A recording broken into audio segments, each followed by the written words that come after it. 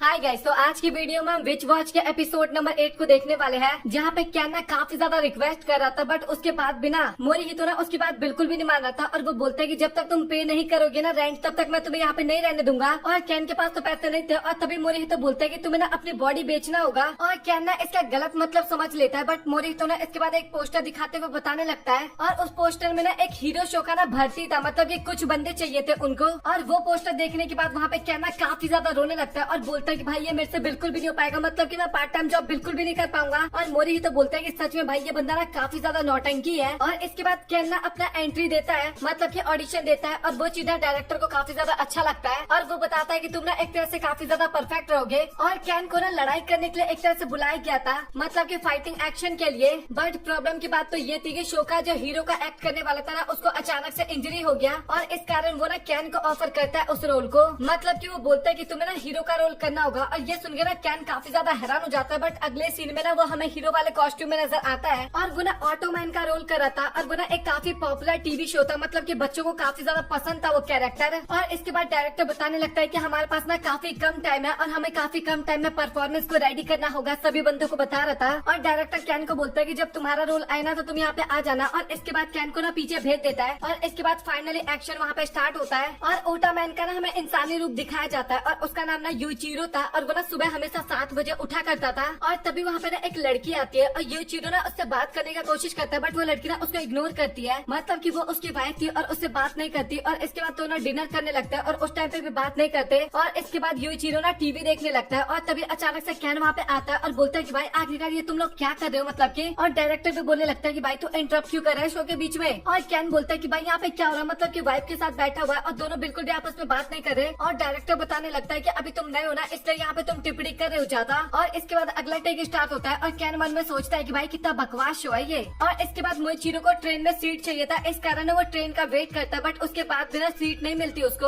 और यूचिरो के लाइफ में ना हर वक्त बोरिंग टाइम नहीं चलता था, क्योंकि ऑफिस में ना उसकी एक फीमेल फ्रेंड भी थी, और इसका नाम हनाको था। और इसके बाद दोनों ना वहाँ पे काफी ज्यादा बातें करने लगते हैं, काफी प्यार से बातें करने लगते हैं। और हनाको ना काफी प्यार से बताती है कि काफी कम टाइम हुआ, लेकिन उसके बाद भी ना मैं केवल तुम्हारी तरफ ही देखती रहती हूँ। हाँ मुझे पता है कि आपकी शादी हो रखी है, बट उसके बाद भी हमने काफी कम टाइम स्पेंड किया है, बट उसके बाद भी मुझे काफी ज्यादा हिम्मत मिलता है। और पीछे से कैन भी बोल रहा होता है कि भाई ये क्या बकवास शो है, आखिरकार मैं कर ही क्यों रहा हूँ ये। और इसके बाद तभी यूचिरो बोलता है कि मुझे नहीं पता कि आखिरकार मुझे इसका आंसर किस तरीके से देना चाहिए। और तभी लड़की बोलती है कि अच्छा ठीक है, तो फिर मैं तुम्हें आंसर बताती हूँ। और इसके बाद वो ना तभी वहाँ पे लिटरली एक मॉन्स्टर में चेंज हो जाती है, मतलब कि भाई काफी ज्यादा फनी सीन था एक तरह से। और इसके बाद पीछे से कैन भी बोलने लगता है कि क्या मिस हना का एक एलियन थी। और इसके बाद बारी आती है हमारे कैन की एक्शन में आने की, और डायरेक्टर बोलता है कि भाई यहाँ पे बकवास क्यों कर रहे हैं, जल्दी जाके अपना एक्शन करना। और एक्शन में जाने के बाद वो सीधा अपना किक मारना स्टार्ट करता है, बट तभी डायरेक्टर वहाँ पे स्टॉप कर देता है, मतलब कि वो सीधा बॉस से लड़ने के लिए चला गया था ना। और डायरेक्टर बताता है कि भाई तुम्हें पहले चेलो को भी तो हराना है ना। और कैन बोलता है कि अच्छा मुझे समझ में आ गया। और इसके बाद वो ना सीधा उनके चेलो से लड़ने के लिए चला जाता है। और डायरेक्टर भी सोच रहा होता है कि सच में ये नया बंदा ना काफी ज्यादा कमाल कर रहा है। और सभी कुछ काम खत्म करने के बाद, ऑफिस का काम खत्म करने के बाद, एक्शन खत्म करने के बाद फिर से यूचिरो घर पे जाता है, और उसकी वाइफ ने ना पूरा टेबल सजा के रखा था। और तभी उसकी वाइफ बताते हैं कि आज हमारी वेडिंग एनिवर्सरी है, और तुम भूल गए थे ना इसके बारे में। और मोइचिरो ना वहाँ पे माफी मांगने लगता है इसके बाद। और इसके बाद ना उसकी वाइफ ना ऑटोमैन के ऊपर ना काफी ज्यादा टॉर्चर करती है, मतलब कि आपको दिख ही रहा होगा। और तभी कैन बोलता है कि भाई क्या मजाक चल रहा है, मतलब कि हमारे हीरो के साथ ऐसा क्यों हो रहा है। और डायरेक्टर बताने लगता है कि ये सारी चीजें ना बच्चों को देखने में ना काफी ज्यादा अच्छा लगता है। और डायरेक्टर बोलने लगता है कि भाई तू जो भी कुछ देख रहा है यहाँ पे अच्छे से देख ले, क्योंकि मंच पे सारी प्रॉब्लम नहीं होनी चाहिए। और हमें ऑटोमैन का भी सीन दिखाया जाता है, जो कि भाई पता नहीं काफी वियर्ड सा फेस बना रहा था उस टाइम पे। और इसके बाद फाइनली परफॉर्मेंस का टाइम आ जाता है, जहाँ पे स्टेज बन रहा होता है, और हमें ना हमारा हीरो दिखाया जाता है जो कि पीछे की तरफ घूम रहा था। और तभी ना उसको एक आदमी नजर आता है, और वो ना उसके पास जाके उसके बारे में पूछने लगता है। और ये बंदा वही था जो कि ऑटोमैन का रोल करने वाला था। और इसके बाद बताने लगता है कि मेरे को इंजरी हो गया, इस कारण मैं ऑटोमैन का रोल नहीं कर पा रहा। और सच बताओ तो मेरा बेटा ना काफी ज्यादा एक्साइटेड था मुझे हीरो के कॉस्ट्यूम में देखने के लिए, और मैंने उसको काफी ज्यादा निराश कर दिया। और ये बात सुनने के बाद ना कैन को भी काफी बुरा लगता है, क्योंकि उसके कारण ये सब कुछ हुआ है। और वो पूछता है कि क्या आपका बेटा आया है। और वो बंदा बोलता है कि हाँ वो टिकट लेके आए यहाँ पे शो देखने के लिए। और वो ना कैन को बोलता है कि तुम ना बस अच्छे तरीके से ऑटोमैन का रोल प्ले करना। और इसके बाद कैन ना अपने पेरेंट्स के बारे में सोचने लगता है कि जब हमारे पेरेंट्स प्रॉमिस तोड़ते हैं ना, तो सच में काफी ज्यादा बुरा लगता है। और इसके बाद तभी वहाँ पे कैन बोलता है कि मुझे ऐसा लगता है कि तुम्हें ऑटोमैन का रोल करना चाहिए, काफी एक्साइटेड होके बोलता है। और ये सारी बातें पीछे से ना मोरिहितो भी सुन रहा था।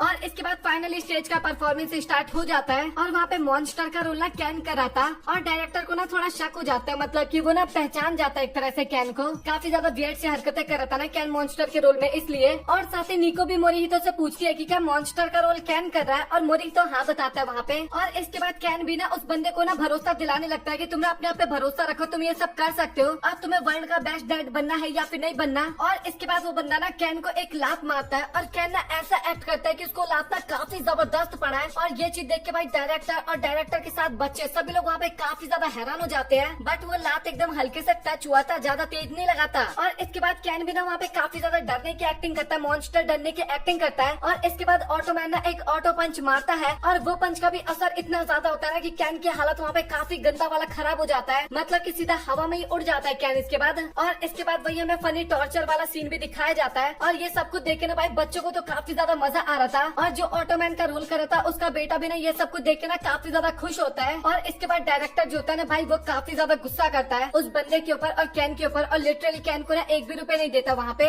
और इसके बाद घर जाते टाइम ना कैन काफी ज्यादा माफी मांग रहा था, क्योंकि अब तो वो पेमेंट नहीं कर सकता था। और मोरिहितो ना उसकी तारीफ करता है और बोलता है कि सच में तुमने काफी अच्छा काम किया, मतलब कि उस बच्चे के लिए तुमने इतना कुछ किया। और वो बोलता है कि मैं इस महीने तो तुम्हें छोड़ रहा हूँ, बट अगले महीने मैं तुमसे 2 महीने की पेमेंट लूंगा। और वो बोलने लगता है कि हाँ हाँ तुम फिक्र बिल्कुल भी मत करो, मैं पेमेंट कर दूंगा तुम्हें अगले महीने। और इसके बाद हमें बच्चा भी दिखाया जाता है जो कि घर पे ना काफी ज्यादा खुश हो रहा था अपने डैड के साथ टाइम स्पेंड करके। और इसके बाद हमें ना अगले महीने का सीन दिखाया जाता है जहाँ पे ऑटोमैन को जैसे लड़की टॉर्चर कर रही थी ना, उसको टेबल बना के सेम उसी तरीके से ना मोरिहितो ना कैन को टॉर्चर कर रहा था, उसको टेबल बना के। साफ पता चल रहा है पेमेंट नहीं किया होगा उसने, इसलिए। और इसके बाद कैन ना एक तरह से ना एक साइड जॉब कर रहा था जहाँ पे ना स्क्रूज को ना एक पैकेट में पैक करना था, और स्क्रूज को ना काउंट करके पैकेट में पैक करना था। और एक नट्टा कैन से काफी ज्यादा दूर गिर जाता है, और इसके बाद वो बताने लगता है कि सच में इसमें ना काफी ज्यादा कामनेस चाहिए होता है, बट सच बताओ तो मैं ऐसा बिल्कुल भी नहीं कर सकता, मैं लगता है मैं पागल हो जाऊंगा भाई, मेरे बस की नहीं जॉब वॉब करना, ऐसा करके काफी ज्यादा चिल्लाने लगता है वो। और इसके बाद वो ये भी सोचता है कि भाई मुझे फिर से टॉर्चर नहीं होना मोरिहितो के हाथ से। और इसके बाद क्या ना सारी बातें आके निको को बताता है कि मेरे बस की साइड जॉब करना बिल्कुल भी नहीं है, क्योंकि मैंने सोचा था कि जब तक एक मूवी चलेगा ना तब तक मैं सारे पैकेज पैक कर दूंगा, बट मूवी ना स्टार्टिंग से लेकर अंत तक खत्म हो गया और मेरे से अभी तक पैकेज पैक नहीं हुआ। और उसके घर में ना काफी ज्यादा बॉक्स भी भर गए उसके रूम के अंदर, बट वो ना फिर भी अपना काम कंप्लीट नहीं कर पा रहा। और इसके बाद तभी निको बोलते हैं कि अच्छा ठीक है तो फिर मैं तुम्हारी स्पीड ना 10 टाइम तक बढ़ा दूंगी। और ये सुन के ना कैन काफी ज्यादा खुश हो जाता है और बोलते हैं कि हाँ हाँ तुम ऐसा कर दो, मैं इसके बाद अपना काम काफी अच्छे तरीके से करूंगा। और इसके बाद मोरिहितो भी सोचता है कि मुझे ऐसा लग रहा है कि मैं एक बूढ़े आदमी को ना ऐसा उपकरण खरीदते हुए देख रहा हूँ जिसके बारे में उसको ज्यादा नॉलेज नहीं है। और इसके बाद निको ना उसको 3 रूल बताने लगती है। पहला कि इसका असर ना 3 दिन तक होने वाला है, मैजिक का असर। और कैन बोलता है कि हाँ ये तो काफी ज्यादा मजेदार है। दूसरा रूल के तुम्हें ना किसी के ऊपर भी अटैक नहीं करना है, अगर ऐसा करोगे तो काफी प्रॉब्लम होगा। और कैन बोलता है कि हाँ हाँ फिक्र मत करो मैं ऐसा नहीं करूंगा। और तीसरा रूल जो था ना वो मेंटली ब्रेकडाउन के ऊपर था, वो भी ना 10 गुना ज्यादा बढ़ जाएगा। और ये सुनने के बाद ना कैन काफी ज्यादा वहाँ पे डर जाता है, बट इसके बाद भी बोलता है कि हाँ हाँ कोई बात नहीं मैं इसको हैंडल कर लूंगा, मतलब कि मुझे मेंटली ब्रेकडाउन बिल्कुल भी नहीं होता।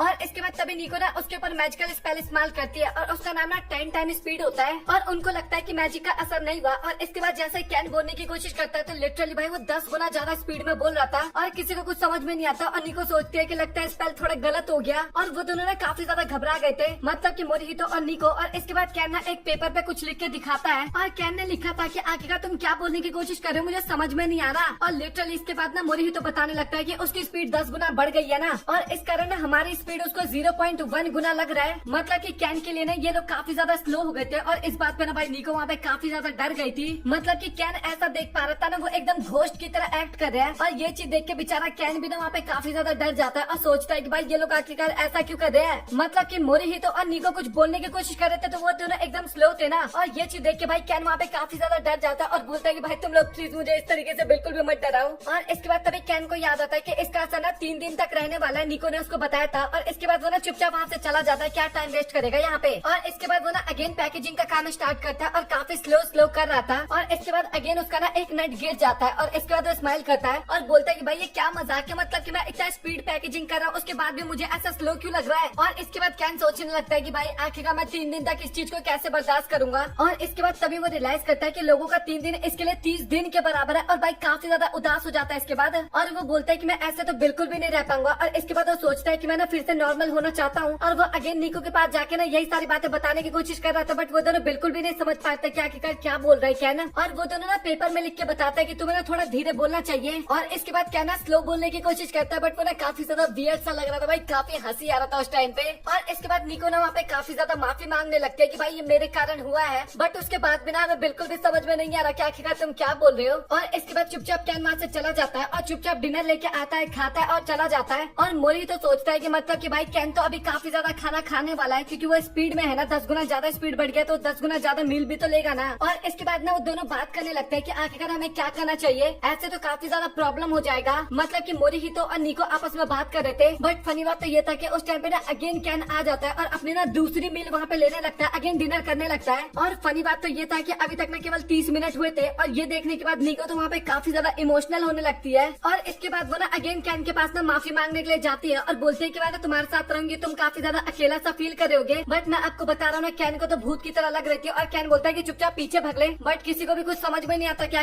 कैन ने क्या बोला। और इसके बाद मोरी ही तो बताने लगता है कि उसकी लाइफ में इसी तरीके से चलती रही और उसने काफी ज्यादा खाना दिखाया, मतलब कि दिखाया भी जाता है हमें। और वो ना हमसे बात करने की कोशिश करते हैं तो हमें बिल्कुल भी समझ में नहीं आता। और रात के टाइम पे जब मैं एक बार उसके कमरे में गया उसका मंदिर को चेक करने के लिए, तो वो उस टाइम पे ना जगा हुआ था, मतलब कि काफी वेट से हरकतें कर रहा था। और मैं दरवाजा बंद करके वहाँ से चला गया। और जब मैं अगले दिन सो के उठा तो मेरे फोन पे काफी ज्यादा मैसेजेस थे जहाँ पे लिखा हुआ था कि उसके ना काफी सारे दिन बीत चुके हैं और वो ना काफी ज्यादा नहाता भी था। और उसके ना में काफी ज्यादा अंडरवियर भी दिखाए जाते, पैंट्स भी दिखाए जाते जो कि बाहर सूख रखे थे। और मोरी ही तो बताता है कि मैंने उसके लिए काफी सारे नए अंडरवियर भी खरीद के लाया था। और इसके बाद तभी वो मेरे पास आया और उसने मेरा हाथ पकड़ लिया और लगभग 3 सेकंड तक वो रोते रहा। और इसके बाद ना उनके घर पे मगामी भी आता है और मगामी ना तभी कुछ काफी स्पीड में नोटिस करता है कि उसके बगल से कोई गुजर के गया और वो ना काफी ज्यादा घबरा जाता है। और तभी निको बताते हैं कि वो ना कैन है। और इसके बाद ना सारी प्रॉब्लम्स के बारे में मगामी को भी बता देते हैं। और इसके बाद तभी मगामी बताता है कि ना एक ऐसा ऐप है जिसकी मदद से ना तुम उसकी वॉइस को रिकॉर्ड करके ना धीमे से चला के सुन सकते हो कि आखिरकार वो क्या कहने की कोशिश कर रहा है। और ये सुनने के बाद ना दोनों ही काफी ज्यादा हैरान हो जाते हैं और निको तो एक तरह से इमोशनल हो जाते हैं कि चलो फाइनली वो अब कैन की बातों को तो सुन सकते हैं ना कि आखिरकार वो क्या कहना चाहता है। और मोरी ही तो भी सोचता है कि 2 दिन बीत गए और वो कैन के लिए 20 दिन के बराबर थे। और इसके बाद तभी कैन उनके पास आता है और वो बोलने की कोशिश करता है, बट पहले तो नहीं बोल पाता। बट इसके बाद तभी बोलता है कि दोस्तों आखिरकार तुम कैसे हो। और उसको बोलते हुए सुना काफी ज्यादा हैरान हो जाता है बाकी सभी लोग। और कैन बताने लगता है कि मैंने काफी ज्यादा इसका प्रैक्टिस किया और फाइनली मैं बोल पा रहा हूँ अभी। और बंदा काफी ज्यादा इमोशनल हो गया था। और मोरी तो भी बताने लगता है कि वो ना स्लो बोलने की प्रैक्टिस करने लगा था इसके बाद। और इसके बाद ना वो लोग ना एक साथ टाइम स्पेंड करने लगे, मतलब कि अभी कैन के साथ वो थोड़ी बहुत बातचीत कर पाते थे, बट अभी भी कैन का स्पीड प्रॉब्लम था, बट वो फिर भी बात कर पाते थे। और इसके बाद अगले दिन ना अचानक से ना कैन एकदम नॉर्मल हो जाता है। और ये देख के ना मोरी ही तो और निको तो काफी ज्यादा खुश हो जाते हैं। बट फनी बात तो ये था कैन को उस टाइम तक धीमे बोलने का आदत हो गया था ना, इस कारण वो ना अगेन काफी ज्यादा धीमे बोलने लगा था।